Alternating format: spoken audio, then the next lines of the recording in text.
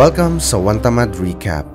Ngayon ibobod natin ang 2019 neo-noir action thriller film na pinamagatang Polar. Spoilers ahead, watch out and take care.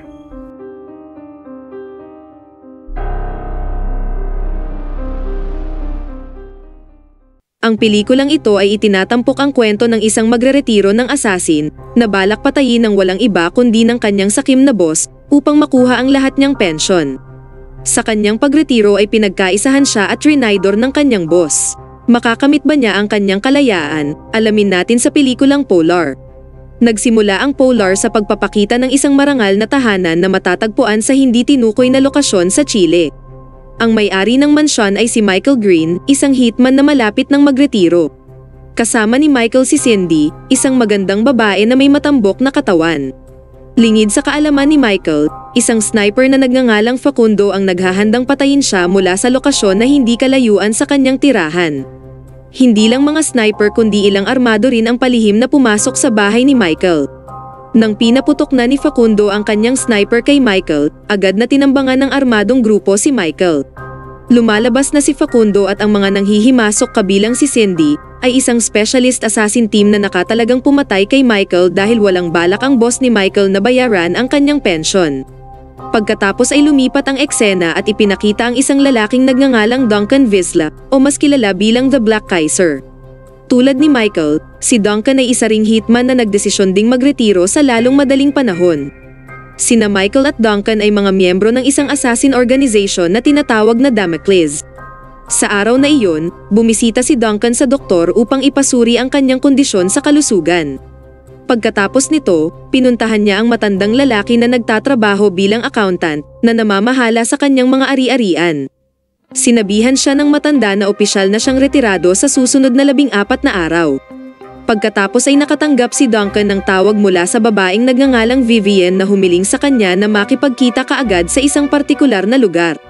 Si Vivian ay isa ring hitman, ngunit sa ngayon, siya ang gumaganap bilang manager na namamahala sa dibisyon ng mga misyon para sa mga assassin na nagtatrabaho sa Damocles. Sinabi ni Vivian na ang kanilang boss, si Mr. Blot, ay nagtalaga ng panghuling misyon para kay Duncan bago siya opisyal na magretiro sa kanyang trabaho, kung saan inutusan siya na patayin ang isang Mexican cartel. Nangako si Vivian na tatanggap si Duncan ng gantimpala na $1,000,000. Gayunpaman, si Duncan, nabuo na ang desisyon sa pagreretiro bilang hitman, ay hindi pinansin ang utos ng kanyang boss at iniwan si Vivian. Noong gabing iyon, iniulat ni Vivian kay Mr. Blot ang pagtanggi ni Duncan.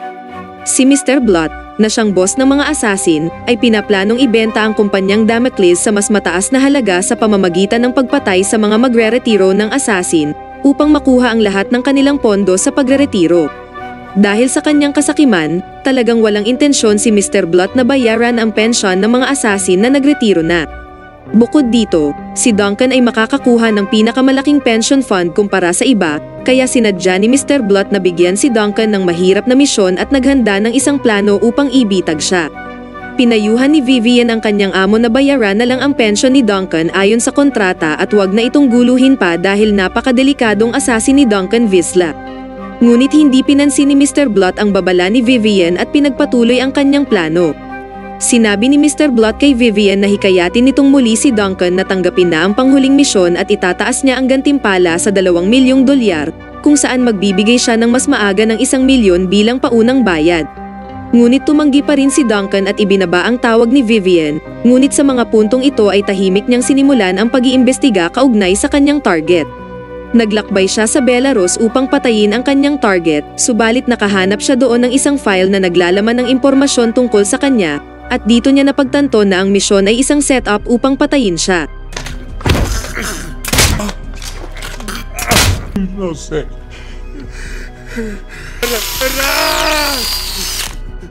Matapos patayin ang kanyang target, kinunan niya ito ng larawan sabay tinawagan niya si Vivian, at sinabing tinatanggap niya na ang misyon at hinihiling kay Vivian na maglipat ng $1,000,000 sa kanyang bank account bilang paunang bayad. Si Vivian na tila masaya, sa pag-aakalang si Duncan ay nahulog sa kanilang bitag, kaya agad niyang ipinadala ang advance payment na $1,000,000 sa account ni Duncan. Matapos makuha ang paunang bayad, Ilang sandali lang ay pinasa ni Duncan kay Vivian ang larawan ng bangkay ng kanyang target at hiningi ang $1,000,000 na bayad, kasabay ng pagbabanta na papatayin niya si Vivian kapag hindi nito inilipat agad ang buong bayad sa loob ng 24 na oras. Si Vivian na natataranta at natatakot ay agad nagtungo kay Mr. Blott at iniulat na naisagawa na ni Duncan ang kanyang huling misyon ng walang anumang problema at naniningil na para sa gantimpala. Dahil dito dismayado si Mr. Blott dahil sa pagkabigo ng kanyang planong ipapatay si Duncan sa Belarus dahil madali lang pinatay ni Duncan ang kanyang target ng walang labis na pagsisikap. Muling pinayuhan ni Vivian ang kanyang boss na ibigay na nito ang kabuoang bayad at pensyon na dapat bayaran kay Duncan kung ayaw nilang mauwi sa mapait na kahihinatnan sa kamay ng Black Kaiser. Gayunpaman, ang sakim na si Mr. Blott ay nagmatigas pa rin na wag bayaran si Duncan at sa halip ay nagutos pa siya ng isang pangkat na mga specialist assassin para patayin ang maalamat na Black Kaiser. Bumalik si Duncan sa kanyang tahanan sa liblib na bayan ng Montana, kung saan kapitbahay niya ang isang batang babae na nagngangalang Camille na nakatira rin mag-isa tulad niya. Si Duncan ay pinagmamasdan si Camille sa lahat ng oras na ito. Madalas niya ring nakakasalamuha si Camille sa convenience store at mga restaurant. Napansin niyang parang laging balisa si Camille na para bang mayroon itong matinding pinagdadaanan sa kanyang buhay.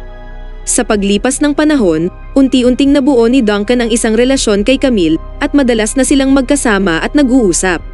Madalas ding tinutulungan ni Duncan si Camille, kung saan binilhan niya pa nga ito ng baril at sinusubukang turuan kung paano bumaril, subalit bigla na lang naiyak si Camille dahil sa naalala nito sa pistol ang kanyang masakit na nakaraan. Isang araw, isiniwalat ni Camille na siya ay na-depress mula noong 13 taong gulang pa siya, kung saan isang lalaki ang sumira ng kanyang buhay na pinatay ang buo niyang pamilya. Pinilit niyang bumangon mula sa pagkakalugmok at sinubukang mag-move on sa pamamagitan ng paglipat sa isang liblib na lugar. Ngunit palagi pa rin siyang minumulto ng kanyang nakaraan at paminsan-minsan naiisip niyang maghiganti sa lalaking sumira ng kanyang buhay. Matapos pakinggan ang kwento ni Camille, kitang-kita ni Duncan ang galit at paghihiganti sa mga mata ni Camille nang ikwento niya ang tungkol sa lalaking pumatay sa kanyang pamilya. Samantala, sinubukan ng assassin specialist team na hanapin ang lokasyon ng kinaroroonan ni Duncan sa pamamagitan ng pagpunta nila sa personal accountant ni Duncan at pinilit ang matanda na ibunyag ang kinaroroonan ni Duncan.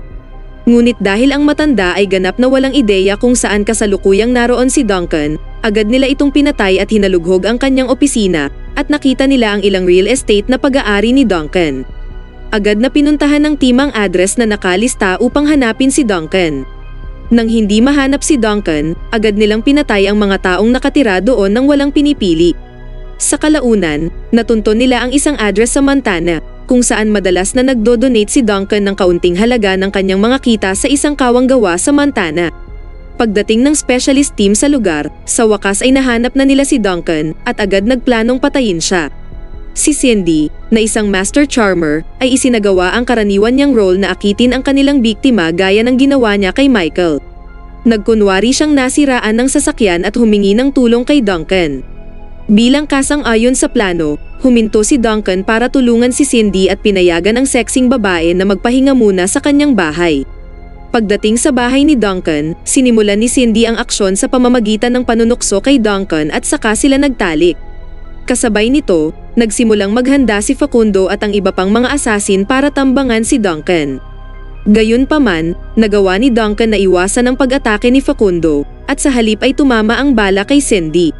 Ipinagpatuloy ni Facundo ang pag-atake kay Duncan hanggang sa napagtanto ni Duncan na si Cindy ay kasabwat ng sniper, kaya agad niyang pinatay si Cindy.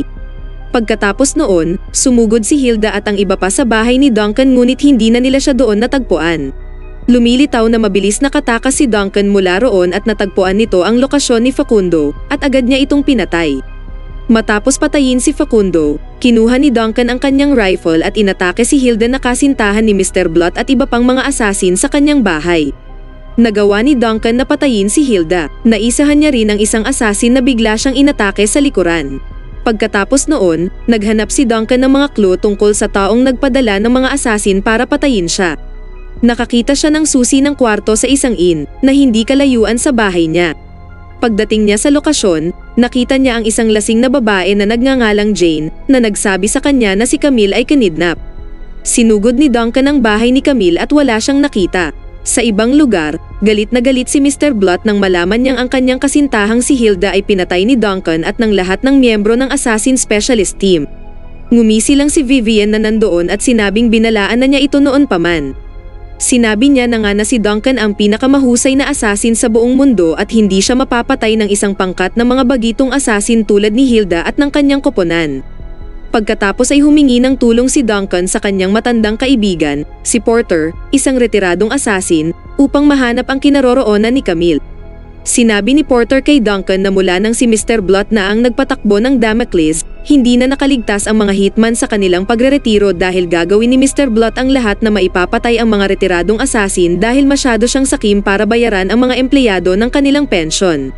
Gayunpaman, sa hindi inaasahang pagkakataon, ipinagkanulo ni Porter si Duncan sa pamamagitan ng paglagay ng droga sa kanyang inumin. Nakipagsabuatan din pala siya kay Mr. Blunt upang makakuha ng pera. Hindi nagtagal, nagising na lang si Duncan na nakagapos na sa kadena sa harap ni Mr. Blunt kung saan siya ay pinahirapan mismo ni Mr. Blunt sa loob ng 3 araw. Sinabi ni Mr. Blunt kay Duncan na si Camille ay malapit ng mabaliw dahil sa sobrang itinurok nilang droga, at ipapakita nila kay Duncan ang huling estado ng kalagayan nito. Kasabay nito, si Camille ay pinanatili ni Jane sa isang silid na patuloy na tinuturukan ng droga. Sinaksak ni Mr. Blunt si Duncan gamit ang isang manipis na kutsilyo at naputol ang bahagi ng talim sa loob ng katawan ni Duncan. Pagkatapos nilaslas ni Mr. Blunt ang mukha ni Duncan at sinaksak rin ang kaliwa nitong mata. Sa magdamag, ginamit ni Duncan ang bumaon na talim sa kanyang katawan para buksan ang mga kandado at makawala. Kinaumagahan, nagulat na lang ang mga tauhan ni Mr. Blunt dahil nagawang makatakas ni Duncan.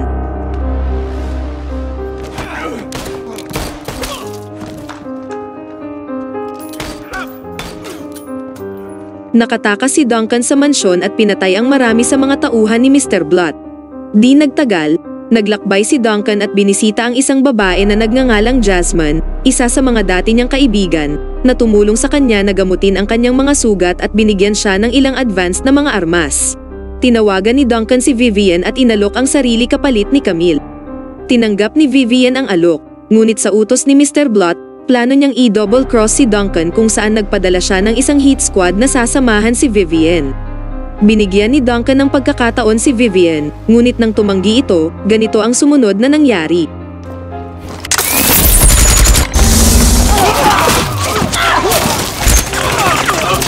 Si Mr. Blunt, na nakasaksi nito mula sa isang surveillance camera, ay natakot at inutusan ang lahat ng kanyang mga tauhan na dagdagan ang seguridad sa kanyang tahanan. Sa pagkaalam na ikinulong ni Mr. Blunt si Camille sa kanyang bahay, nagmadaling nagtungo doon si Duncan, kung saan pinili ng mga natitirang alapores ni Mr. Blunt na tumakas kaysa harapin ang Black Kaiser na si Duncan Vizsla.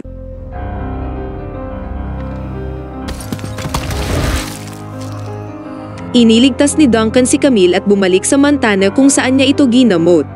Nang magising si Duncan isang umaga, napansin niya ang ilang pahayagan tungkol sa pagpatay sa isang pamilya maraming taon na ang nakalilipas. Nakilala niya na ang pumatay sa pamilyang ito ay walang iba kundi siya mismo, kung saan ito rin ang patuloy na bumabagabag sa kanyang isipan hanggang ngayon. Ang tanging nakaligtas sa masaker ng pamilya ay isang batang babae na walang iba kundi si Camille mismo. Sa kanyang likuran, nakatayo si Camille na nakatutok ang baril kay Duncan, kung saan sinabi niyang ang lalaking pumatay sa kanyang pamilya at sumira sa kanyang buhay ay si Duncan. Ipinaliwanag ni Duncan ang kanyang sarili, bago humingi ng tawad kay Camille at sinabi sa kanya na isara ang kanyang isipan at kalabitin ang gatilyo. Alam ni Duncan na may sama ng loob si Camille sa kanya at nakahanda na siya kung papatayin siya ni Camille upang tulungan si Camille na makalaya sa lahat ng masasakit na nararamdaman nito sa kanyang puso dahil sa pagpatay niya sa kanyang pamilya. Kinalabit nga ni Camille ang gatilyo, ngunit tila hindi ito pinatama ni Camille kay Duncan. Pinatawad ni Camille si Duncan dahil napagtanto nito na pinatay lang ni Duncan ang kanyang pamilya sa utos ng isang tao. Pagkatapos ay hiniling ni Camille kay Duncan na tulungan siyang malaman kung sino ang nagutos ng pagpatay sa kanyang pamilya upang maipaghiganti niya sila, at pumayag si Duncan na tulungan si Camille at sanayin siya na maging isang mahusay na assassin.